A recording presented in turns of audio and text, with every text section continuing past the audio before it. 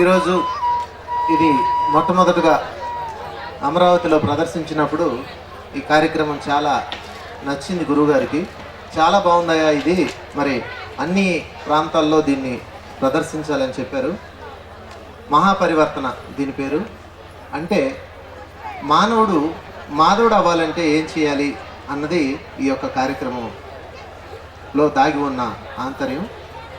ఒకసారి విష్ణుమూర్తి దగ్గరికి దేవతలందరూ వెళ్తారు. వెళ్ళి ఏమడుగుతారంటే, నీవు ఈ స్థాయికి ఎలా వచ్చావు, మేము రావాలంటే ఏం చెయ్యాలి అని అడుగుతారు. అప్పుడు ఆయన ఏం చెప్తాడంటే, నేను మీరు కిందనున్న మానవులు అందరూ ఒకటే, కాకపోతే నేను మానవుడుగా అంటే నేను ఈ స్థాయికి రావడానికి నాలో ఉన్న రాక్షసత్వాన్ని నేనే తొలగించుకున్నాను, మానవత్వాన్ని కూడా దైవత్వంగా స్థితపరుచుకున్నాను అని చెప్పేసి వాళ్ళకి చెప్తారు. అలా చెయ్యాలంటే ఏం చెయ్యాలి, అసలు దానికి ఒక ముందు మనకు డౌట్ వస్తుంది. చాలామంది అంటారు రాక్షసులేమో పాతాళ లోకంలో ఉంటారు, మానవులేమో భూలోకంలో ఉంటారు, దేవతలేమో పైలోకంలో ఉంటారు. ఇది మనం అందరం చెప్పుకుంటాం. హిరణ్యకశిపుడు రాక్షసుడు, మరి వెంకటేశ్వర స్వామి దేవుడు, ఇలా అందరం చెప్పుకుంటాం. నిజానికి రాక్షసుడు లేడు, మానవుడు లేడు, అందరూ దేవుళ్ళే. ఇది గురువుగారు చెప్తారు. దానికి దీనికి ఇంటర్లింక్ ఎక్కడ ఉంటుందంటే, మనం పైనుంచి వచ్చేటప్పుడే ఒక చైతన్యంగా వస్తాం. ఒక చైతన్యం అన్నమాట. పసిబిడ్డ చూడండి, చైతన్యం. ఆ చైతన్యము కొంతకాలానికి చంచలమైపోతే అది మనసు అయిపోతుంది. ఆ తర్వాత వాడు మానవుడు స్థాయి నుంచి ఇంకా కింది స్థాయికి రాక్షసుడిగా అయిపోతాడు. నేను నాది వస్తుంది. అలా కాకుండా ఆ చైతన్యము స్థితమైతే, అంటే ధ్యానం చేస్తే ఆ చైతన్యం కాస్త ఆత్మసాక్షాత్కారంగా మారుతుంది. కనుక ఒక చైతన్యంగా మనం భూమి మీదకి వచ్చి మరి అరిషట్ వర్గాల్లో, కామక్రోధాదుల్లో, ఇతరుల యొక్క భావనలో ఇరుక్కొని ఉంటే మనసుగా మారిపోయి రాక్షసత్వంలోకి వెళ్ళిపోతాం. అదే మనం చైతన్యాన్ని మరి గ్రేట్ మాస్టర్స్తో ఉంటూ ధ్యానం చేస్తూ సజ్జన సాంగత్యం చేస్తూ మరి స్వాధ్యాయం చేస్తూ ఉంటే కొంతకాలానికి ఆ చైతన్యం కాస్త ఆత్మసాక్షాత్కారంగా మారుతుంది. అదే దైవం అంటే. కనుక ఈ భూమి మీద రాక్షసుడు అంటూ లేడు, మానవుడు లేడు. రాక్షసత్వం ఉంది, మానవత్వం ఉంది, టోటల్గా దైవత్వం ఉంది. మరి రాక్షసుడు ఉండే లెక్క అయితే హిరణ్యకశిపుడు రాక్షసుడు అయినప్పుడు హిరణ్యకశిపుడికి పుట్టిన కొడుకు అంటే ప్రహ్లాదుడు రాక్షసుడా దేవుడా? ఏమండి, దేవుడే కదా. మరి రాక్షసుడికి దేవుడు ఎలా పుట్టాడు అంటే, రాక్షసుడు అనేవాడు లేనే లేడు. మనలో ఉన్న గుణాలే రాక్షసుల్ని ప్రేరేపిస్తాయి. మరి మనలో ఉన్న నిర్గుణమే దైవత్వాన్ని ప్రేరేపిస్తుంది. అది చెప్పడానికే మరి ఈరోజు ఈ కార్యక్రమం పెట్టాము. దీని పేరు మహాపరివర్తన. అంటే మనం ఒక మాధవుడు స్థాయికి వెళ్ళాలి అంటే ఏం చేయాలి అనేది ఈరోజు ఇక్కడ దేవతల రెడీ చేసుకుని దేవతా కాలంలో దేవతా లోకంలో ఉన్న దేవతలందరూ విష్ణుమూర్తిని అడిగినప్పుడు ఆయన చెప్పే వివరాలన్నీ ఇందులో ఉంటాయి.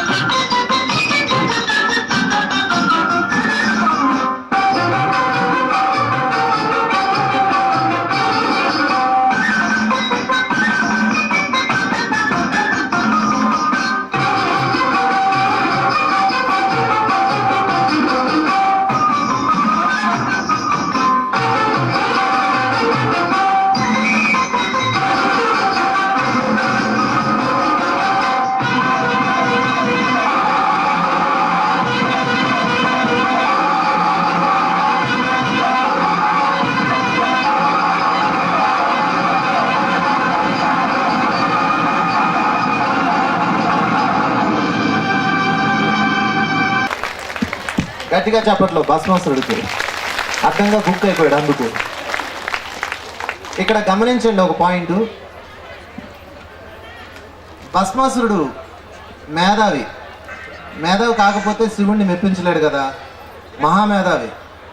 మేధావి అయిన వాడు ఇక్కడ మేధాశక్తి అతనికి బాగా ఉంది, కానీ మానసిక శక్తి లేదు. దీన్ని ఏమంటారంటే ఎమోషనల్ ఇంటెలిజెన్సీ అంటారు. ఇంటెలెక్చువల్ ఇంటెలిజెన్సీ అండ్ ఎమోషనల్ ఇంటెలిజెన్సీ అంటే రెండు ఉంటాయి. ప్రపంచం మొత్తానికి మేధాశక్తి బ్రహ్మాండంగా ఉంది, మానసిక శక్తి లేదు.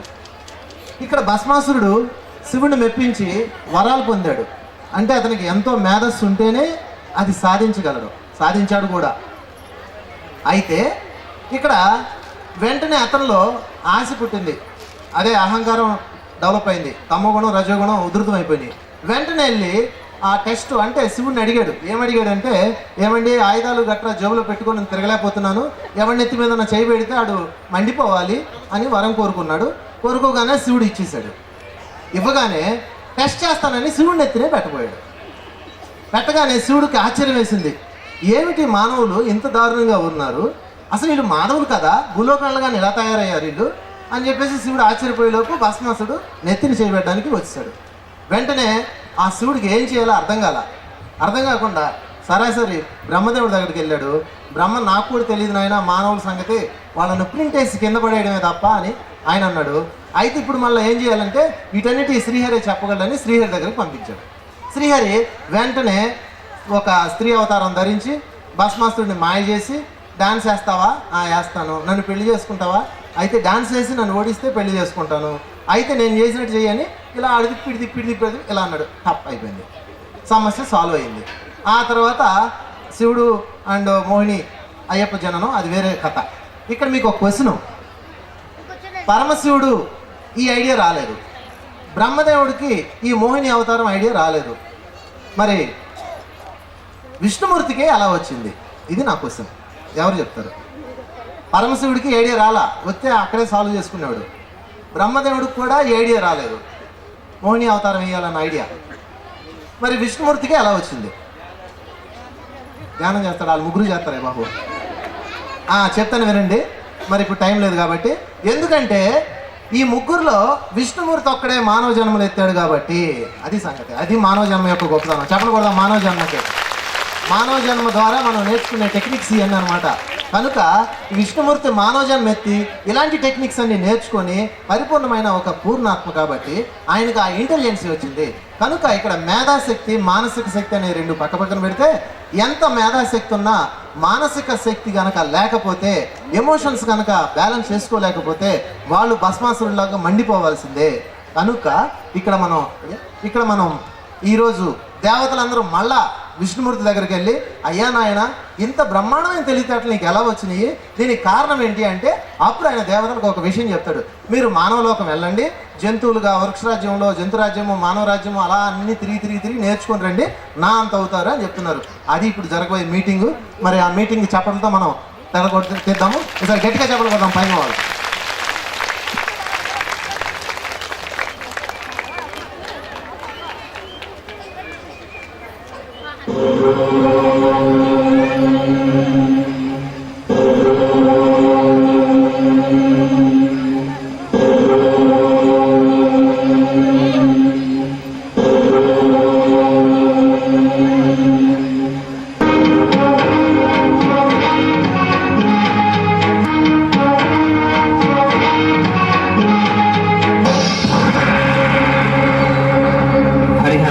లోకరక్షక నారాయణ, మమ్మల్ని పిలిచడం గల కారణం ఏమి?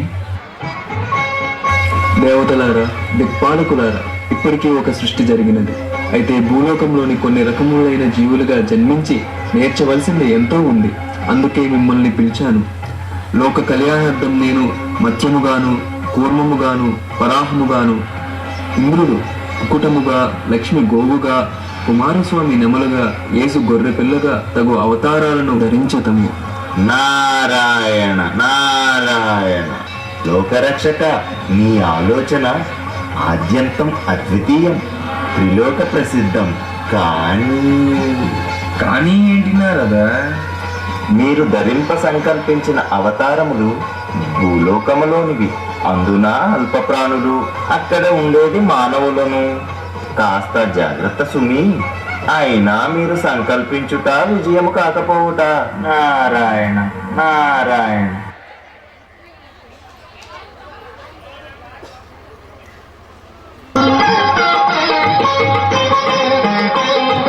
మాధవుడే ఎత్తినాడు 10 అవతారాలు మానవుడై పుట్టుట కోసం, నిండు మనిషిగా బ్రతుకుట కోసం. అవతార రహస్యం వినరండి, అవతార రహస్యం వినరండి. అజ్ఞానపు చీకటిలో పడిపోకండి. పాదరహితముగా నాదహీనముగా ఆది దశలో రూపు దాల్చిన గర్భవాసాన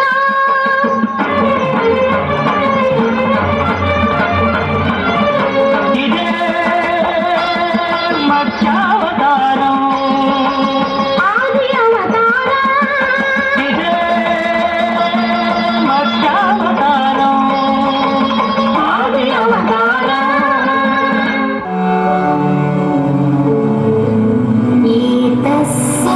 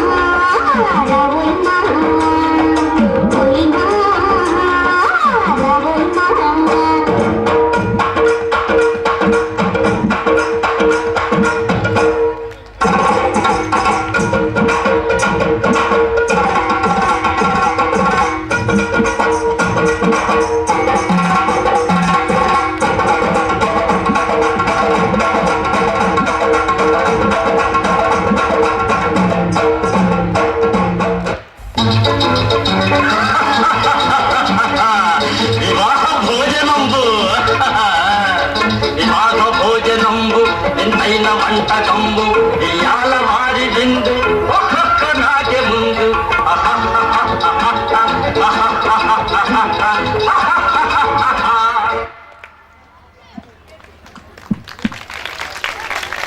ఏం చప్పట్లు కొడతాం దీనికి? చేపలు చంపి వండుకుదన్నాడు. చప్పట్లు కొట్టాలని ఉంది కానీ వాళ్ళ యాక్షన్కి కాస్త భారంగా ఉంది. మాధవుడు అవ్వాలంటే, ఒక మాధవుడు తయారవ్వాలంటే జంతురాజ్యంలో నుంచి రావాల్సిందే. అంటే పైనుంచి కిందకు వచ్చే ప్రతి ఆత్మ టార్గెట్ ఒక దైవత్వంలో, ఒక దైవంగా, పరమాత్మగా, పరిపూర్ణ ఆత్మగా మారడానికే. కానీ ఇక్కడికి అలాగే ఒక చేప ఒక సముద్రంలో, ఒక చిన్న ఆత్మ ఒక చేపగా సముద్రంలో జన్మ తీసుకుని వచ్చింది. మరి దాన్ని ఎక్కడో సముద్రం అడుగున ఉన్నదాన్ని కూడా మనం పట్టి చంపి తింటున్నాం ఈరోజు. మరి దానికి మనం అందరం ఆలోచించాలని చెప్పేసి మరి ఈ రూపకాన్ని మేము పెట్టాం. చాలామందిలో ఒక ఆలోచన ఉంది. అదేమిటంటే చేపలో పశ్చిమ బెంగాల్ అటువైపు కూడా ఇప్పటికి కూడా ఈ దరిద్రం ఉంది. చేపలో మరి వెజిటేరియన్ అట. మరి అది ఏ చెట్టుకు పూసిందో నాకు అర్థం కాల. మాంసం ఎంత నీచమైన ఆహారమో చేపలను తినడం కూడా అంతే నీచమైంది. ఎందుకు అంటే అవన్నీ కూడా మాధవుడిగా మారడానికి, మనలాగే ఈ జన్మ చక్రంలో తిరగడానికి జన్మ తీసుకొని వచ్చిన చిన్న చిన్న ప్రాణులు. అంటే మన సహచరులు కాబట్టి వాటిని మనం సంరక్షించాలి. వాటిని తినే వాళ్ళని మనం ఎడ్యుకేట్ చేయాలి. వాళ్ళలో ఉన్న రాక్షసత్వాన్ని తీసేయాలి. మరి మరొక జంతువుపై ఏ విధంగా దాడి జరుగుతుందో మరొకసారి చూద్దాం. చప్పట్లతో వాళ్ళని ఆహ్వానిద్దాం.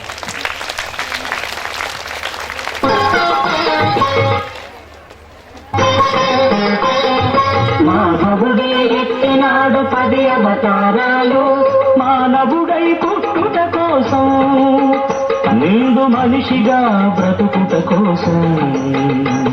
అవతార రహస్యం వినరండి, అవతార రహస్యం వినరండి. అజ్ఞానపు చీకటిలో పడిపోకండి. పాదం వాలం వస్త్రం నాదం, పాదం వాలం వస్త్రం నాదం కలిగి అవతారం.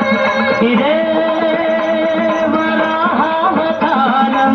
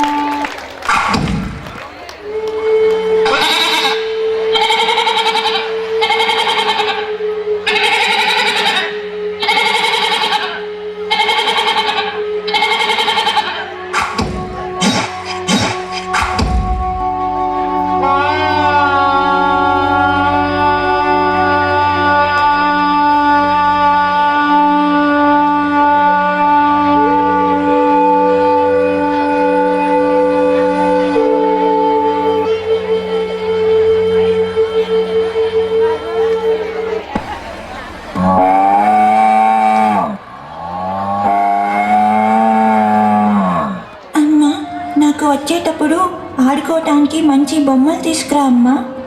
అలాగే అమ్మా, నేను మేతకి వెళ్ళి నీకు ఆడుకోవటానికి మంచి బొమ్మల్ని తీసుకువస్తాను. వెళ్ళిరానా? అలాగే అమ్మా, టాటా.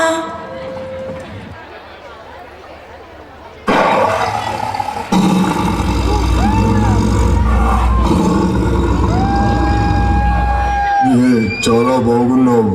నాకు బాగా ఆకలిగా ఉంది. నాకు ఈరోజు నీవు ఆహారం కాబోతున్నావు. నేను నిన్ను తినాలనుకుంటున్నాను. అయ్యా పులి మహారాజా, తప్పకుండా నన్ను తినండి. కాకపోతే నాదొక విన్నపం. నా కోసం నా బిడ్డ ఎదురు చూస్తూ ఉంటుంది. దానికి కాసిన్ని పాలు ఇచ్చి మీ దగ్గరకు వస్తాను. నేను నిన్ను ఎలా నమ్మేది? నేను ఖచ్చితంగా వస్తాను. ఒకవేళ ఇప్పుడు మీ దగ్గర నుంచి తప్పించుకోవాలని ప్రయత్నం చేసినా ఎప్పటికైనా మీకు దొరకక మానను. నా మీద నమ్మకం ఉంచి నాకు ఒక్క అవకాశం ఇవ్వండి. సరే.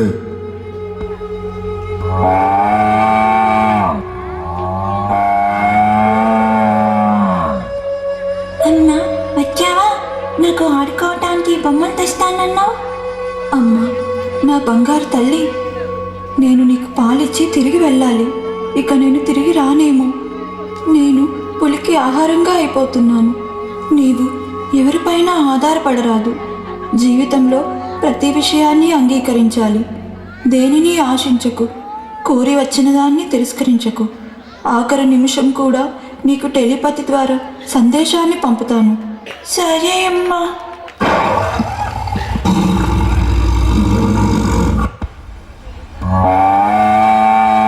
పులి మహాశయ, నేను వచ్చేశాను. ఇప్పుడు మీరు నన్ను ఆరగించండి. నీ నిజాయితీకి నేను ముగ్ధుడయ్యాను. నువ్వు వెళ్ళి హాయిగా నీ బిడ్డతో జీవించు. నిన్ను వదిలిపెడుతున్నాను. నిజమా మృగరాజా? కృతజ్ఞతలు. అమ్మా, బిడ్డ, నేను తిరిగి వస్తున్నానమ్మా. ఏ అమ్మ వస్తుంది, అమ్మ తిరిగి వస్తుంది. చెప్పండి చెప్పండి, గట్టిగా చెప్పండి.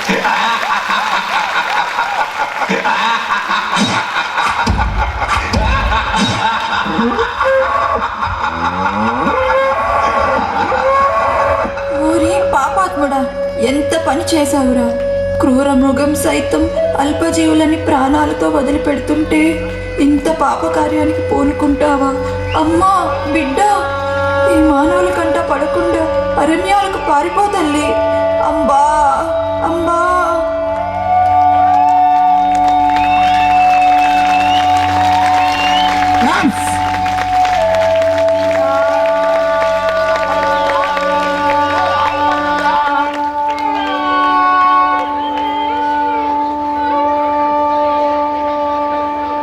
ఓకే, గట్టిగా చెప్పలు కొడదాం ఒకసారి.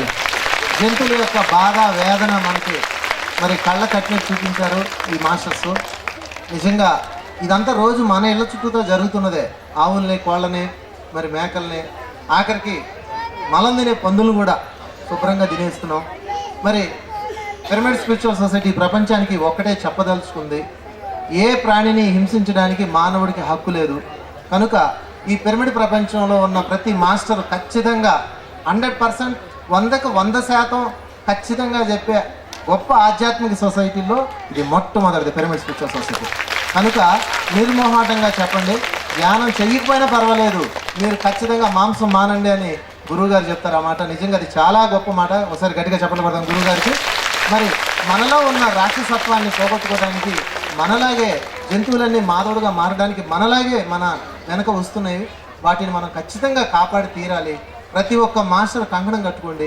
వారు ధ్యానం చెప్పాలి, ధ్యానం చెప్పి వాళ్ళకి సహకారం బోధించాలి. ఈ రెండే, హింస చూడు, హంస పకడు, అది ఒకటే మన ప్రణాళిక. మిగతా అన్నీ ఎవరికి వాళ్ళు నేర్చుకుంటారు. మరి ఖచ్చితంగా ఈ విషయం మనం అందరికీ, గ్రామాలకి, ఇంటింటికి తిరిగి చెప్పాలి. ఈరోజు ఆంధ్ర రాష్ట్రంలో ఇన్ని లక్షల మంది మరి శాకాహారులు తయారయ్యారంటే అది ఖచ్చితంగా పిరమిడ్ మాస్టర్ల యొక్క గొప్పదనమే. పిరమిడ్ మాస్టర్లు అందరికీ ఒకసారి గట్టిగా చెప్పాలి కదా. మరి జంతువుల యొక్క వేదన హృదయానికి అర్థమైతే ఏ మానవుడు, ఖచ్చితంగా చెప్తున్నామండి. మరి ఇంతకుముందు నేను కూడా మాంసం తినేవాళ్ళమే, కానీ ఎందుకు మానేసామంటే అది అర్థమైనాకే మానేసాం. మన పని అర్థమయ్యేలా చెప్పడమే. ఖచ్చితంగా ప్రతి మానవుల్లో మాధవుడు ఉన్నాడు. ఎప్పుడైతే తాను తినే మాంసము ఆ జంతువు ఎంతో వేదన చెందుతుంది అన్న విషయం మానవుడికి అర్థమైందో వాడు ఖచ్చితంగా అది మానేస్తాడు, వెంటనే మాధవుడు అయిపోతాడు. అందుకే గురుగారు ఒకే ఒక మాట అంటాడు, మాంసం తినేవాళ్ళు రాక్షసత్వంలో ఉంటారు, శాకాహారం తినేవాళ్ళు మానవత్వంలో ఉంటారు, శ్వాసాహారం తినేవాళ్ళు దైవత్వంలో ఉంటారు అంటారు. చాలా ఖచ్చితమైన మాట ఇది. మాంసాహారం తినడం మానేస్తే ఒక్క క్షణంలోనే రాక్షసుడు మానవుడైపోతాడు. మరి ధ్యానం చేస్తే అంటే శ్వాసాహారం తింటే 40 రోజుల్లో మాధవుడైపోతాడు. మరి ఒకసారి గట్టిగా చెప్పకూడదు. మళ్ళా వీళ్ళందరూ విష్ణుమూర్తి దగ్గరికి వెళ్ళి, అయ్యా ఈ ప్రణాళిక ఫెయిల్ అయిపోయింది, మరి ఇలా రావాలంటే కష్టంగా ఉంది, మానవుల జన్మగా జంతురాజ్యంలో నుంచి జంతువులను అసలు ఎదగనీయకుండా చంపేస్తున్నారు, ఏమి చేయాలి అని మళ్ళీ ఇక్కడ మీటింగ్ పెట్టారు. ఆ మీటింగ్ డీటెయిల్స్ తెలుసుకున్నాం. ఒకసారి చప్పట్లతో కళాంజీ వాళ్ళకి ఆహ్వానం కలిగింది. లోకరక్షక, మీరే మమ్మల్ని కాపాడాలి. మాకు శరణం మీరే. మీ అనతి మేరకు మేము భూలోకంలో వివిధ రూపాలుగా జన్మించాము. కానీ ఆ దుష్ట మానవులు అల్పజీవులమైన మమ్ములను ఘోరముగా హింసించి చంపుకు తింటున్నారు. మాకు మీరే శరణం. మీరు నాకు మొరపెట్టుకుంటున్నారా? నేను మత్స్యంగా, కూర్మంగా, వరాహంగా అవతరించినప్పుడు నాకు పెట్టిన చిత్రహింసలు నేనెవరితో చెప్పుకోవాలి? ప్రభు, మీరే అలా అంటే మాకు దిక్కెవరు? నారాయణ నారాయణ, అయితే నిత్యము ఆ శబరిమలలో ఆశ్రమంలో కూర్చొని ధ్యానిస్తున్న ఆ అయ్యప్ప దగ్గరకు వెళ్ళండి, ఆయనే శరణు. అటులనే నారద.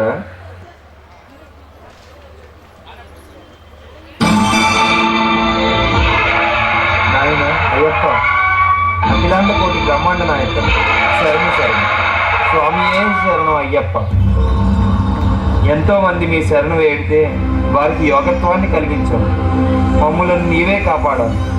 కారణ జన్మలమైన మమ్ములను మానవుల నుండి మీరే రక్షించారు.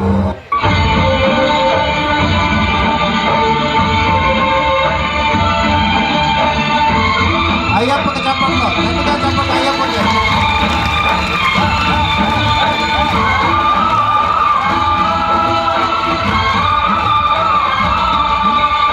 అయ్యప్ప దేవాయ గట్టిగా చెప్పండి అయ్యప్పకి, గట్టిగా చెప్పండి.